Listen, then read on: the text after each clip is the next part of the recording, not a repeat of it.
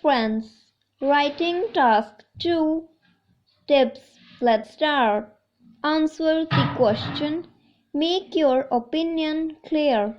Write more than 250 words. Essay on job satisfaction. Question answer based essay introduction. Being satisfied with one's job is an incredibly important aspect of life, for we spend approximately one-third of our lives working. Be that as it may, achieve job satisfaction is not easy to achieve. This essay will discuss two main contributors to an enjoyable job, namely purpose and autonomy, but will argue that few employees will truly have such factors in their working lives.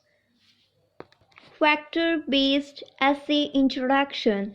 There are two main contributors to having a satisfying job, namely having a sense of purpose and autonomy. Having purpose means that you are doing something that you feel and believe has meaning. For example, many teachers derive enjoyment from their jobs because they are educating students. The other main factor is autonomy. People like to be in control of their jobs and to not be bossed around. It is quite clear that being a manager rather than a subordinate leads to more enjoyment.